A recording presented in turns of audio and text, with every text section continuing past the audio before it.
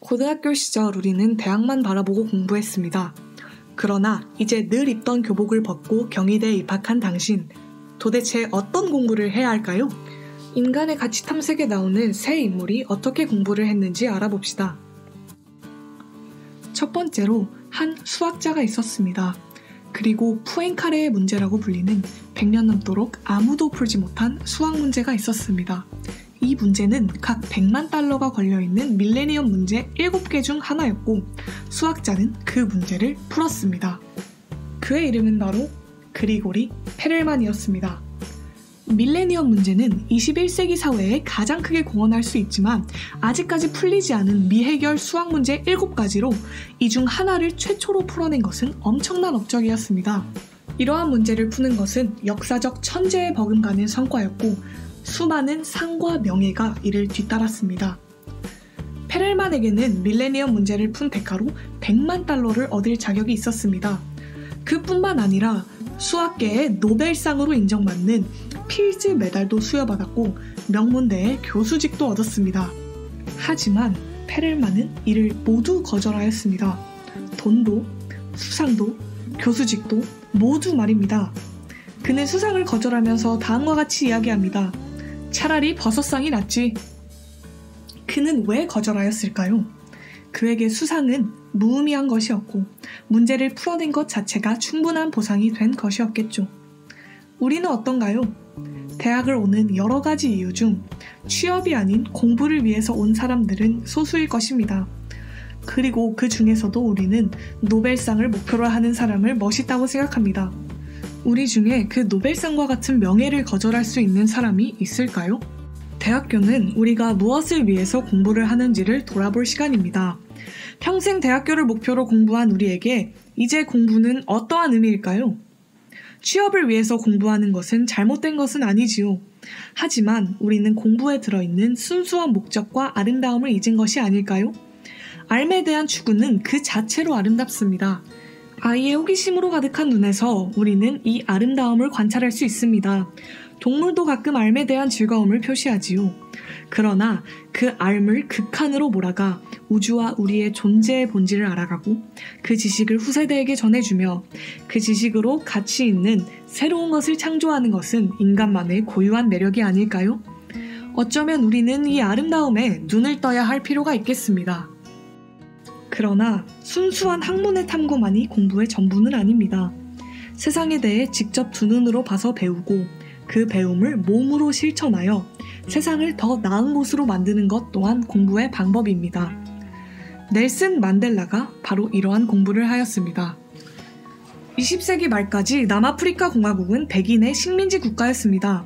흑인에 대한 인종차별은 너무나도 당연시되었고 일부 흑인들은 자신의 종족을 열등히 여기며 백인 민족을 찬양하였습니다.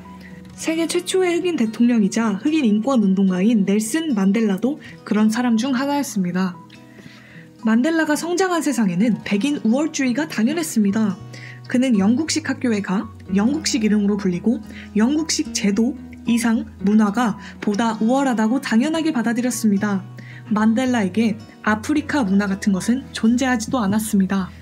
그러한 그의 생각은 단 한 번의 의심도 없이 지속되었습니다. 그러나 만델라의 성인식은 변화의 계기가 되었습니다. 추장은 아프리카인의 전통과 유산의 가치, 그리고 그것을 빼앗긴 것에 대한 안타까움과 분노를 말하였습니다. 만델라는 처음에 이를 받아들이지 못했습니다. 분노와 혼돈에 빠지기만 하였죠. 일평생 가졌던 사상과 정반대의 이야기를 들은 그는 당연히 혼란스러워했습니다. 처음에는 그 말을 백인들이 우리나라에 소개한 교육과 여러 혜택에 제대로 고마워할 줄 모르는 무지한 자의 지나친 언동이라고 치부했습니다. 하지만 추장의 말은 넬슨의 가슴속을 파고들었습니다. 그때는 몰랐었고 오랫동안 방치했지만 추장의 연설은 만델라에게 자유를 향한 씨앗이 되어버렸습니다. 그 후로 넬슨 만델라는 점진적이고 지속적인 변화에 의해 일반 시민에서 자유의 투사로 변신하였습니다. 만델라는 이렇게 말했습니다. 나는 어느 한순간에 깨달음을 얻었다거나 계시를 받았다거나 또는 진리를 깨우쳐서 투사의 길에 들어선 것은 아니었다. 오히려 지속적으로 쌓여온 모욕감과 모멸감, 그 기억할 수 없는 수많은 순간들이 내 안에서 분노와 저항심, 그리고 우리 민족을 가두고 있는 사회 체제에 대한 울분을 키운 것이었다. 어느 순간 그렇게 행동하고 있는 나를 발견했을 뿐이었다. 달리 행동할 수도 없었다. 넬슨 만델라는 그렇게 자유를 위한 투사가 되었고, 그는 감옥에 투옥되기도 하였습니다. 동족의 자유와 평등을 위해 27년이라는 긴 세월을 철창에 갇힌 채 지냈던 것입니다. 여기서 우리는 원하는 것을 얻기 위해 그가 행했던 무한한 인내와 동족을 사랑하는 마음을 실천으로 옮기는 용기를 본받아야 합니다. 이 밖에도 우리는 그의 배우려는 자세에 주목해야 합니다. 그의 자유를 향한 갈망은 현 상황에 대한 문제의식으로부터 시작했습니다. 흑인에 대한 불평등이 잘못된 것임을 느꼈고, 판단과 선택의 순간의 갈림길에 선 넬슨은 자유를 향한, 자유를 갈망하는 투사가 되기로 결정한 것입니다. 우리는 어떤가요? 목표가 없이 하는 공부, 깨닫고자 하는 것이 무엇인지도 모른 채 막연하게 하는 공부를 하고 있진 않으신가요? 당연한 것을 의심하고 기존의 생각에 도전하고 배움을 실천으로 옮기는 공부를 해봅시다. 우리는 스스로 생각하며 끊임없이 질문하고 자신을 재발견하는 과정이 필요합니다. 다시 말해, 그냥 스쳐가는 풍경이 되지 않게 공부를 왜 하는지, 자신이 무엇을 하고 싶은지에 대한 명확한 문제의식이 있어야 한다는 것입니다. 만델라는 많은 일반적 시민과 달리 백인을 역으로 차별할 생각이 없었습니다. 그의 사상의 중심에는 언제나 톨레랑스, 관용이 있었습니다. 남의 입장과 견해를 정당하고 평등하게 이해하는 것이 그 사상의 핵심이었죠. 그러나 다음으로 배울 사람은 그보다 한 발짝 앞서갔습니다. 감옥을 떠올리면 춥고 무서운, 삶에 희망이 없는 공간으로 생각됩니다. 그러나 누군가에게 그 공간은 인생을 송두리째 바꾸어 놓는 깨달음을 얻게 되는 공간이기도 합니다. 그 주인공은 무기징역을 선고받고 출소하기까지 20년, 20일 동안 수영 생활을 한 신영복 선생님입니다. 기나긴 옥살이를 마치고 출소한 신영복 선생은 한 강연에서 자신의 이야기를 들려줍니다. 그는 원래 독서하며 책의 제목을 기억하지 못하거나 다시 읽어도 수십 장을 읽은 후에야 이미 읽은 작품이라는 사실을 깨달은 적이 많았습니다. 그 이유는 독서가 독서로 끝나고 실천이 제거되었기 때문입니다. 감옥살이 하던 어느 날 두 발로 선 노인과 한 발로 선 젊은이의 경주를 목격합니다. 그 경주에서 노인이 압도적으로 이겼습니다. 이 경주는 신영복에게 독서를 떠올리게 했습니다. 실천이 없는 독서를 의미하는 한 발보다는 독서를 통해 얻은 지식과 경험이 만나 내면화되는 두 발이 필요하다는 뜻입니다. 감옥 속의 신영복 선생은 온전한 두 발로 설 수 없었기에 다른 발을 대체하는 목발이 필요했습니다. 그는 다른 재소자들의 경험을 목발로 삼아 서툰 걸음을 시작합니다. 그는 다른 사람들의 이야기를 듣기 시작했습니다. 그의 귀로 들려온 경험은 책과 학교에서 모든 것을 배운 그에게 큰 파괴력으로 다가왔습니다. 처음에는 그들에 대해 편견을 가지고 진심으로 대하지 않았던 태도를 가졌지만 선생은 그들의 이야기에 귀 기울이기 시작합니다. 그들을 존중하게 된 것이죠. 이렇게 머리에서 가슴까지의 여행이 시작된 것입니다. 그것이 바로 톨레랑스, 즉 관용입니다. 남들의 다양한 생각을 존중하는 것이었죠. 당시 신영복은 톨레랑스가 최고점이자 종착점이라고 생각하였습니다. 하지만 그것이 아니었습니다. 머리에서 가슴까지의 여행은 가슴에서 발까지 여정의 준비 과정일 뿐이었습니다. 다음으로 선생은 노인 목수의 이야기를 들려줍니다. 보통 사람은 집을 그릴 때 지붕부터 그립니다.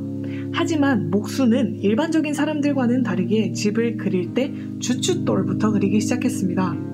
머리에서 가슴까지만 여행한 사람은 이렇게 얘기할 것입니다. 좋습니다. 당신은 주춧돌부터 그리세요. 나는 지붕부터 그립니다. 우리 서로 차이를 존중하고 공존합시다. 그러나 차이와 다양성은 그것을 존중하는 것으로 끝나면 안 됩니다.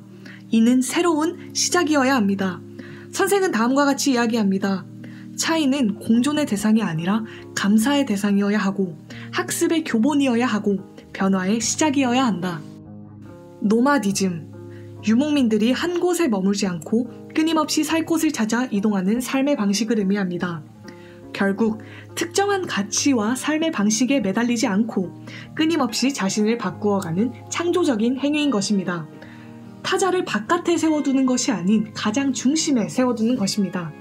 가슴에서 발까지의 여정은 이 태도를 수용하면서부터 시작됩니다. 모든 사람은 한 발로 걸어가고 있다는 사실을 인정하고 꾸준한 노력을 통해 이 여정은 끝까지 계속됩니다. 선생은 공부란 두 발 걸음을 얻으려는 노력이라고 말합니다. 이 노력은 먼저 자신이 한 발로 걸어가고 있다는 것을 자각하는 것, 그리고 책에서 지식을 얻는 것으로 끝나는 것이 아니라 다른 사람들을 만나고 그들의 이야기를 바탕으로 성장해 나가는 것으로 정리할 수 있겠습니다. 마지막으로 선생은 인생은 공부다 라고 말합니다. 결국 공부, 즉 두 발 걸음을 얻으려는 노력은 삶 전체에서 끊임없이 계속되어야 한다는 것입니다. 인간과 인간 사이의 관계를 통해 변화하고 성장해 나가는 것이 우리들의 삶이라는 것입니다. 여러분은 여행의 어느 지점까지 가셨나요? 신영복 선생의 여행은 처음부터 끝까지 어렵습니다. 머리에서 가슴으로 가기 전 머리로 가는 것도 어렵습니다. 그리고 머리에 도달했다면 가슴으로 가는 여행은 상상이라도 하겠지만 발까지의 여행, 즉 관용을 넘어선 노마디즘까지의 여행은 지금의 우리에게는 상상도 하기 어렵습니다. 한 번뿐인 우리의 대학 시절에 이 여행을 시작해보는 것은 어떨까요? 발까지 가기는 어려울지 몰라도 잘하면 가슴까지 가볼 수는 있을 것 같습니다. 후마니타스를 윤활유로 삼아 발까지의 여행을 준비해봅시다. 오늘 세 분의 공부에 대해 알아봤습니다. 어떠셨나요? 대학만 보고 달려오다가 도착한 당신, 진정 자유롭고 독립된 인격체로서 자신의 인생을 향유하고 있습니까? 어쩌면 지금이 취직과 신분 상승을 위한 공부가 아닌 순수한 삶을 위한 공부, 정의와 실천을 위한 공부, 자신을 바꿔가는 공부를 해볼 시기일지도 모르겠습니다. 후마니타스란 삶의 방향을 찾아가는 산 공부입니다. 여러분도 산 공부를 해보세요. 이상입니다.